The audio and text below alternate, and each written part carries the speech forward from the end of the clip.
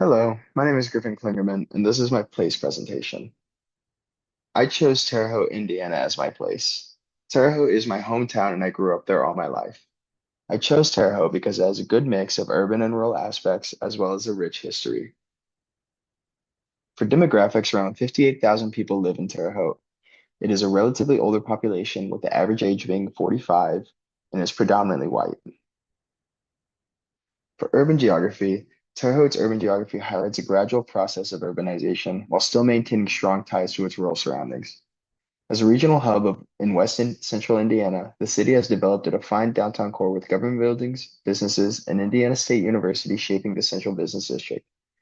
However, just beyond the city center, the landscape shifts quickly to suburban neighborhoods and then farmland, showing a clear mix of urban and rural land uses. Transportation routes like Central Road and Interstate 70 have influenced this spread, connecting the city to wider regions while encouraging outward growth.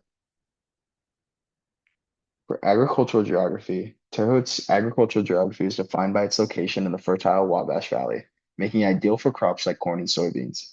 This area is surrounded by farmland, much of it still operated by family-owned farms, which contributes to the local economy through production, grain storage, and supply chain.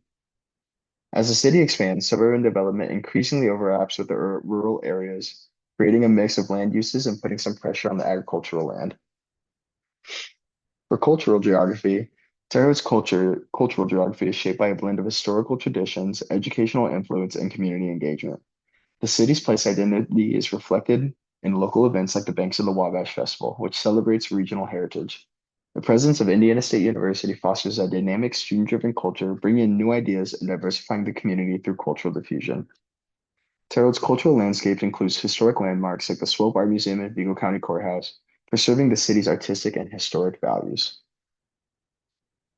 For my first fun fact, the head pirate from the movie Captain Phillips, if you've seen it, is held at the Terre Haute Federal Correctional Complex. For political geography, it is shaped by its status as a county seat of Vigo County, which influences local governance, policy, and civic engagement. The city operates under the mayoral council system, where the mayor and the city council play central roles in decision making, with local elections reflecting the community's priorities. Terre Haute is a part of the larger political landscape of Indiana's 8th congressional district, which affects state and federal representation. It has a mix of Democratic and Republican influences, reflecting the broader rural-urban divide in the region. For my second fun fact, Vigo County has correctly chosen the presidential winner in all but two elections since 1888. Finally, for population geography, Terre Haute's population patterns reveals a city balancing demographic change and some spatial spread. As residential areas stretch outward into the countryside, homes become more dispersed and less densely populated.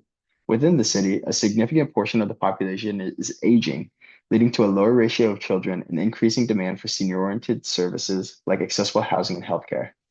While many young adults leave in search of broader career opportunities, new waves of students and immigrants are revitalizing the city with cultural diversity and fresh perspectives. Recently, Terre Haute has had an influx of people from the surrounding area as the construction of the casino has created many job opportunities. Here are my references. Thank you very much.